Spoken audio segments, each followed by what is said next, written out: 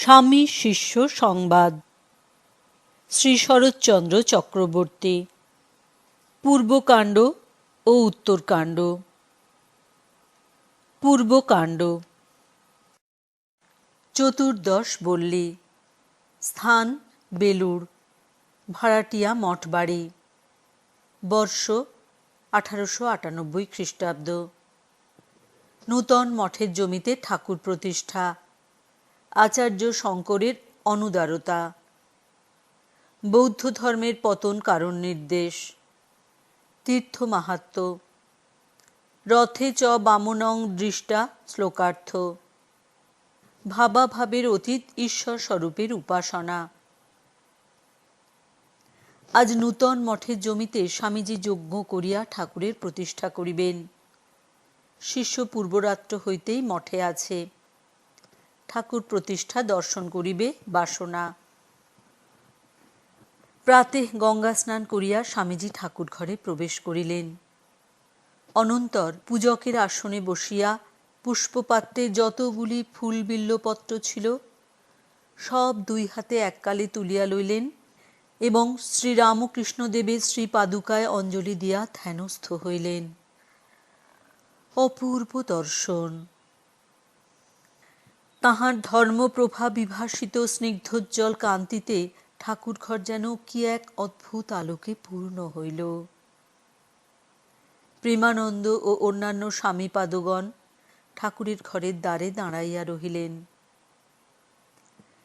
ধ্যান পূজা বসানে এইবার মঠভূমিতে যাইবার আয়োজন হইতে লাগিল। তাম্র নির্মিত কৌটায় রক্ষিত শ্রীরামকৃষ্ণদেবের ভস্মাস্থি স্বামীজি স্বয়ং দক্ষিণ স্কন্ধে লইয়া অগ্রগামী হইলেন। অন্যান্য সন্ন্যাসীগণ সহ শিষ্য পশ্চাৎ পশ্চাৎ চলিল। শঙ্খ ঘণ্টা রোলে তটভূমি মুখরিত হওয়ায় ভাগীরথী যেন ঢলো ঢলো হাবভাবে নৃত্য করিতে লাগিল। যাইতে যাইতে পথিমধ্যে স্বামীজি শিষ্যকে বলিলেন, ঠাকুর আমায় বলেছিলেন, তুই কাঁধে করে আমাকে যেখানে নিয়ে যাবি আমি সেখানেই যাব ও থাকব। তা গাছতলাই কি আর কুটিরই কি? সেজন্যই আমি স্বয়ং তাঁকে কাঁধে করে নূতন মঠভূমিতে নিয়ে যাচ্ছি। নিশ্চয় জানবি, বহুকাল পর্যন্ত বহু জনহিতায় ঠাকুর ওই স্থানে স্থির হয়ে থাকবেন। শিষ্য বলিলেন, ঠাকুর আপনাকে কখন এই কথা বলিয়াছিলেন? স্বামীজি বলিলেন, মঠের সাধুগণকে দেখাইয়া, ওদের মুখে শুনিসনি? কাশীপুরের বাগানে। শিষ্য বলিলেন, ও, সেই সময় বুঝি ঠাকুরের গৃহস্থ ও সন্ন্যাসী ভক্তদের ভিতর সেবাধিকার লইয়া দলাদলি হইয়াছিল? স্বামীজি বলিলেন, হ্যাঁ, দলাদলি ঠিক নয়, একটু মন কষাকষি হয়েছিল। জানবি, যাঁরা ঠাকুরের ভক্ত, যাঁরা ঠিক ঠিক তাঁর কৃপা লাভ করেছেন, তা গৃহস্থই হোক আর সন্ন্যাসীই হোক, তাঁদের ভিতর দলফল নেই, থাকতেই পারে না। তবে ওরূপ একটু আধটু মন কষাকষির কারণ কি তা জানিস? প্রত্যেক ভক্ত ঠাকুরকে আপন আপন বুদ্ধির রঙে রাঙিয়ে এক এক জনে এক এক রকম দেখে ও বোঝে। তিনি যেন মহা সূর্য, আর আমরা যেন প্রত্যেকে এক এক রকম রঙিন কাচ চোখে দিয়ে সেই এক সূর্যকে নানা রং বিশিষ্ট বলে দেখছি। অবশ্য এই কথাও ঠিক যে কালে এই থেকেই দলের সৃষ্টি হয়। তবে যারা সৌভাগ্যক্রমে অবতার পুরুষের সাক্ষাৎ সংস্পর্শে আসে, তাদের জীবৎকালে ঐরূপ দল ফল সচরাচর হয় না। সেই আত্মারাম পুরুষের আলোতে তাদের চোখ ঝলসে যায়, অহংকার, অভিমান, হীন বুদ্ধি সব ভেসে যায়। কাজেই দলফল করবার তাদের অবসর হয় না। কেবল যে যার নিজের ভাবে তাঁকে হৃদয়ের পূজা দেয়। শিষ্য বলিলেন, মহাশয়, তবে কি ঠাকুরের ভক্তেরা সকলেই তাহাকে ভগবান বলিয়া জানিলেও সেই এক ভগবানের স্বরূপ তাঁহারা ভিন্ন ভিন্নভাবে দেখেন ও সেই জন্যই তাঁহাদের শিষ্য প্রশিষ্যেরা কালে এক একটি ক্ষুদ্র গণ্ডির ভিতরে পড়িয়া ছোট ছোট দল বা সম্প্রদায় সকল গঠন করিয়া বসে? স্বামীজি বলিলেন, হ্যাঁ, এজন্য কালে সম্প্রদায় হবেই। এই দেখ না, চৈতন্যদেবের এখন 200-300 সম্প্রদায় হয়েছে, যিশুর হাজার হাজার মত বেরিয়েছে, কিন্তু ওই সকল সম্প্রদায়ই চৈতন্যদেব ও যিশুকেই মানছে। শিষ্য বলিলেন, তবে শ্রী রামকৃষ্ণদেবের ভক্তদিগের মধ্যেও কালে বোধহয় বহু সম্প্রদায় দাঁড়াইবে। স্বামীজি বলিলেন, হবে বই কি, তবে আমাদের এই যে মঠ হচ্ছে তাতে সকল মতের সকল ভাবের সামঞ্জস্য থাকবে। ঠাকুরের যেমন উদার মত ছিল, এটি ঠিক সেই ভাবের কেন্দ্রস্থান হবে। এখান থেকে যে মহাসমন্বয়ের উদ্ভিন্ন ছটা বেরুবে, তাতে জগৎ প্লাবিত হয়ে যাবে। এইরূপ কথাবার্তা হইতে হইতে সকলে মঠভূমিতে উপস্থিত হইলেন। স্বামীজি স্কন্ধস্থিত কৌটাটি জমিতে বিস্তীর্ণ আসনোপরি নামাইয়া ভূমিষ্ঠ হইয়া প্রণাম করিলেন। অপর সকলেও প্রণাম করিলেন। অনন্তর স্বামীজি পুনরায় পূজায় বসিলেন। পূজান্তে যজ্ঞাগ্নি প্রজ্বলিত করিয়া হোম করিলেন এবং সন্ন্যাসী ভাতৃগণের সহায়ে স্বহস্তে পায়সান্ন প্রস্তুত করিয়া ঠাকুরকে নিবেদন করিলেন। বোধ হয় ওই দিন ওই স্থানে তিনি কয়েকটি গৃহস্থকে দীক্ষা প্রদানও করিয়াছিলেন। সে যাহা হোক, পূজা সমাপন করিয়া স্বামীজি সাদরে সমাগত সকলকে আহ্বান ও সম্বোধন করিয়া বলিলেন, আপনারা আজ কায় মনোবাক্যে ঠাকুরের পাদপদ্মে প্রার্থনা করুন যেন মহাযুগাবতার ঠাকুর আজ থেকে বহুকাল বহু জনহিতায় বহু জনসুখায় এই পুণ্যক্ষেত্রে অবস্থান করে ইহাকে সর্বধর্মের অপূর্ব সমন্বয় কেন্দ্র করে রাখেন। সকলেই করজোড়ে ঐরূপ প্রার্থনা করিলেন। পূজান্তে স্বামীজি শিষ্যকে ডাকিয়া বলিলেন, ঠাকুরের এই কৌটা ফিরিয়ে নিয়ে যাবার আমাদের অর্থাৎ সন্ন্যাসীদের কারো আর অধিকার নাই, কারণ আজ আমরা ঠাকুরকে এখানে বসিয়েছি। অতএব তুই মাথায় করে ঠাকুরের এই কৌটা তুলে মঠে অর্থাৎ নীলাম্বর বাবুর বাগানে নিয়ে চল। শিষ্য কৌটা স্পর্শ করিতে কুণ্ঠিত হইতেছে দেখিয়া বলিলেন, ভয় নাই, কর, আমার আজ্ঞা। শিষ্য তখন আনন্দিত চিত্তে স্বামীজির আজ্ঞা শিরোধার্য করিয়া কৌটা মাথায় তুলিয়া লইল এবং শ্রীগুরুর আজ্ঞায় ওই কৌটার স্পর্শাধিকার লাভ করিয়া আপনাকে ধন্য জ্ঞান করিতে করিতে চলিল। অগ্রে কৌটা মস্তকে শিষ্য, পশ্চাতে স্বামীজি, তারপর অন্যান্য সকলে আসিতে লাগিলেন। পথিমধ্যে স্বামীজি তাহাকে বলিলেন, ঠাকুর আজ তোর মস্তকে উঠে তোকে আশীর্বাদ করছেন। সাবধান, আজ হতে আর কোনো অনিত্য বিষয়ে মন দিস নে। একটি ছোট সাঁকো পার হইবার পূর্বে স্বামীজি শিষ্যকে পুনরায় বলিলেন, দেখিস এবার খুব সাবধান, খুব সতর্কে যাবি। এইরূপে নির্বিঘ্নে মঠে উপস্থিত হইয়া সকলেই আনন্দ করিতে লাগিলেন। স্বামীজি শিষ্যকে এখন কথা প্রসঙ্গে বলিতে লাগিলেন, ঠাকুরের ইচ্ছায় আজ তাঁর ধর্মক্ষেত্রের প্রতিষ্ঠা হল। 12 বছরের চিন্তা আমার মাথা থেকে নামল। আমার মনে এখন কি হচ্ছে জানিস? এই মঠ হবে বিদ্যা ও সাধনার কেন্দ্রস্থান। তোদের মতো ধার্মিক গৃহস্থেরা এর চারদিককার জমিতে ঘরবাড়ি করে থাকবে, আর মাঝখানে ত্যাগী সন্ন্যাসীরা থাকবে। আর মঠের ওই দক্ষিণের জমিটায় ইংল্যান্ড ও আমেরিকার ভক্তদের থাকবার ঘরদোর হবে। এইরূপ হলে কেমন হয় বল দেখি? শিষ্য বলিলেন, মহাশয়, আপনার এ অদ্ভুত কল্পনা। স্বামীজি বলিলেন, কল্পনা কি রে? সময়ে সব হবে। আমি তো পত্তন মাত্র করে দিচ্ছি, এরপর আরও কত কি হবে। আমি কতক করে যাব, আর তোদের ভিতর নানা আইডিয়া দিয়ে যাব। তোরা পরে সেসব ওয়ার্কআউট করবি। বড় বড় প্রিন্সিপাল কেবল শুনলে কি হবে? সেগুলিকে প্র্যাকটিক্যাল ফিল্ডে দাঁড় করাতে প্রতিনিয়ত কাজে লাগাতে হবে। শাস্ত্রের লম্বা লম্বা কথাগুলি কেবল পড়লে কি হবে? শাস্ত্রের কথাগুলি আগে বুঝতে হবে, তারপর জীবনে সেগুলিকে ফলাতে হবে। বুঝলি? একেই বলে প্র্যাকটিক্যাল রিলিজিয়ান। এইরূপে নানা প্রসঙ্গ চলিতে চলিতে শ্রীমৎ শঙ্করাচার্যের কথা উঠিল।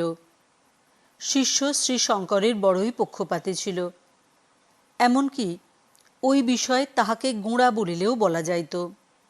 শঙ্কর প্রতিষ্ঠিত অদ্বৈতমতকে সে সর্বদর্শনের মুকুটমণি বলিয়া জ্ঞান করিত এবং শ্রী শঙ্করের কোনো কথায় কেহ কোনরূপ দোষার্পণ করিলে তাহার হৃদয় যেন সর্পদষ্ট হইত। স্বামীজি উহা জানিতেন এবং কেহ কোনো মতের গোঁড়া হয় ইহা তিনি সহ্য করিতে পারিতেন না।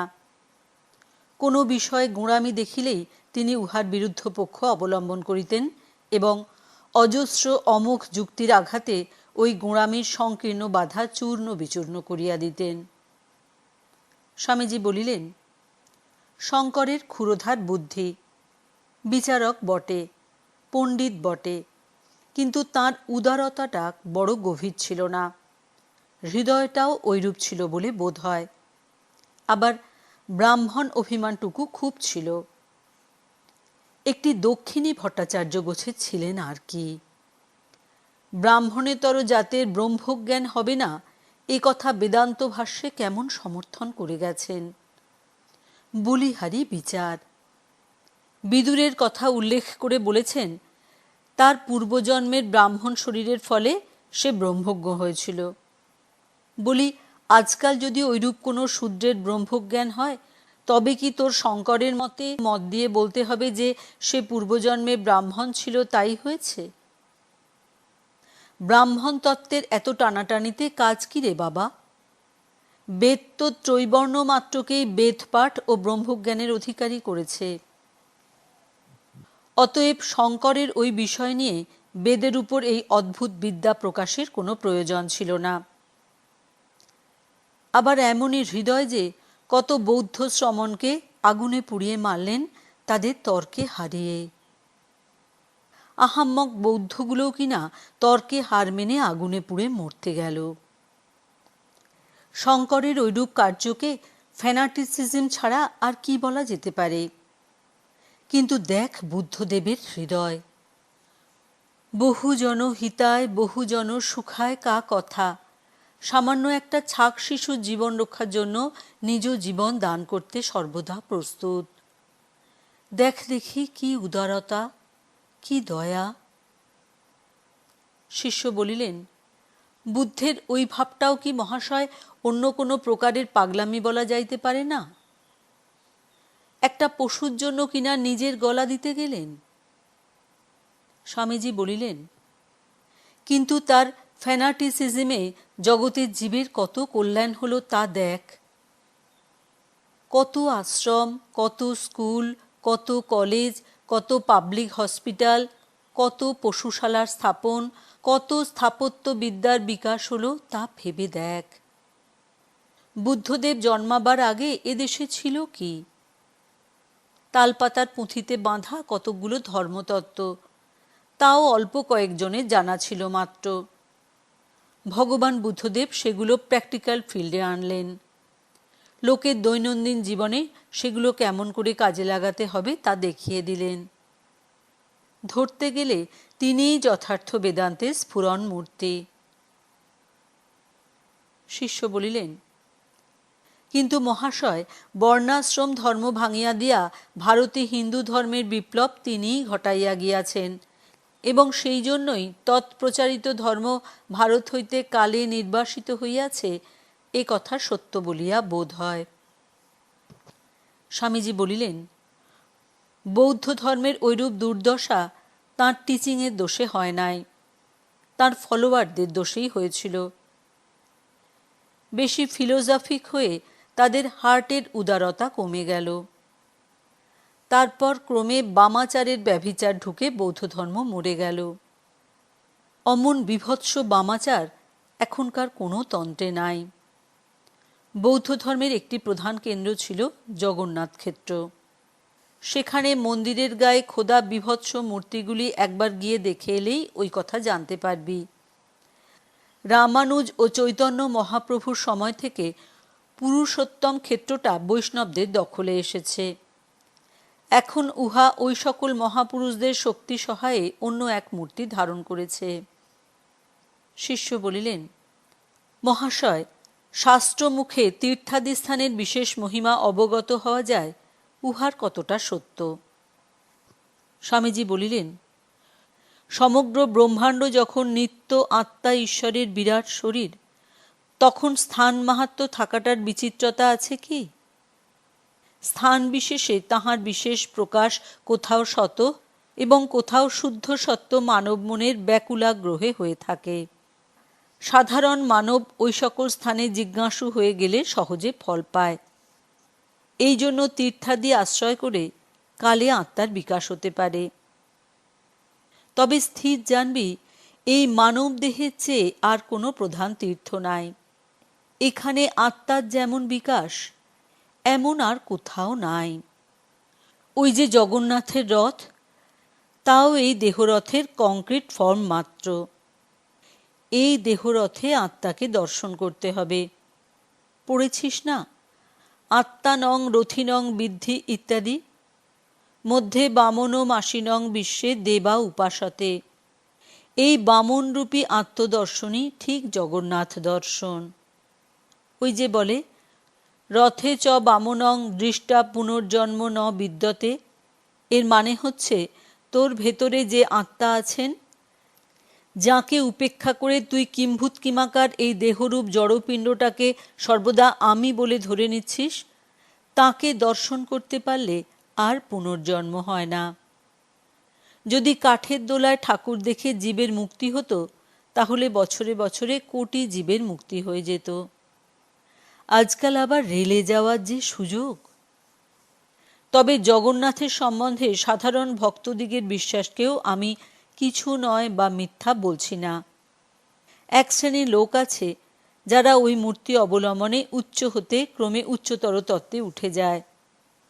অতএব ওই মূর্তিকে আশ্রয় করে শ্রী ভগবানের বিশেষ শক্তি যে প্রকাশিত রয়েছে, ইহাতে সন্দেহ নাই। শিষ্য বলিলেন, তবে কি মহাশয় মূর্খ ও বুদ্ধিমানের ধর্ম আলাদা? স্বামীজি বলিলেন, তাই তো, নইলে তোর শাস্ত্রেই বা এত অধিকার নির্দেশের হাঙ্গামা কেন? সবই ট্রুথ, তবে relative truth different in degrees. মানুষ যা কিছু সত্য বলে জানে, সে সকলই ঐরূপ। কোনোটি অল্প সত্য, কোনোটি তার চেয়ে অধিক সত্য। নিত্য সত্য কেবল একমাত্র ভগবান। এই আত্মা জড়ের ভেতর একেবারে ঘুমুচ্ছেন। জীব নামধারী মানুষের ভেতর তিনি আবার কিঞ্চিত কনসাস হয়েছেন। শ্রীকৃষ্ণ, বুদ্ধ, শঙ্করাদিতে আবার ওই আত্মাই সুপার কনসাস স্টেজে, অর্থাৎ পূর্ণভাবে জাগরিত হয়ে দাঁড়িয়েছেন। এর উপরেও অবস্থা আছে, যা ভাবে বা ভাষায় বলা যায় না। অবাং মনস গোচরম। শিষ্য বলিলেন, মহাশয়, কোনো কোনো ভক্ত সম্প্রদায় বলে, ভগবানের সহিত একটা ভাব বা সম্বন্ধ পাতাইয়া সাধনা করিতে হইবে। আত্মার মহিমাদির কথা তাহারা কিছুই বোঝে না। শুনিলেও বলে, ওই সকল কথা ছাড়িয়া সর্বদা ভাবে থাকো। স্বামীজি বলিলেন, তারা যা বলে তা তাদের পক্ষে সত্য। ওইরূপ করতে করতে তাদের ভেতরেও একদিন ব্রহ্ম জেগে উঠবেন। আমরা সন্ন্যাসীরা যা করছি, তাও আর এক রকম ভাব। আমরা সংসার ত্যাগ করেছি, অতএব সাংসারিক সম্বন্ধে মা, বাপ, স্ত্রী, পুত্র ইত্যাদির মতো কোনো একটা ভাব ভগবানে আরোপ করে সাধনা করা আমাদের ভাব কেমন করে হবে? ওসব আমাদের কাছে সংকীর্ণ বলে মনে হয়। অবশ্য সর্বভাবাতীত ভগবানের উপাসনা বড় কঠিন। কিন্তু অমৃত পাই না বলে কি বিষ খেতে যাব? এই আত্মার কথা সর্বদা বলবি, শুনবি, বিচার করবি। ওইরূপ করতে করতে কালে দেখবি তোর ভেতরেও সিঙ্গি জেগে উঠবেন। ওই সব ভাব খেয়ালের পারে চলে যা। এই শোন, কঠোপনিষদে যম কি বলেছেন, উত্তিষ্ঠত জাগ্রত প্রাপ্য বরান নিবোধত। এই রূপে এই প্রসঙ্গ সমাপ্ত হইল। মঠে প্রসাদ পাইবার ঘণ্টা বাজিল। স্বামী সমভিব্যাহারে শিষ্য প্রসাদ গ্রহণ করিতে চলিল।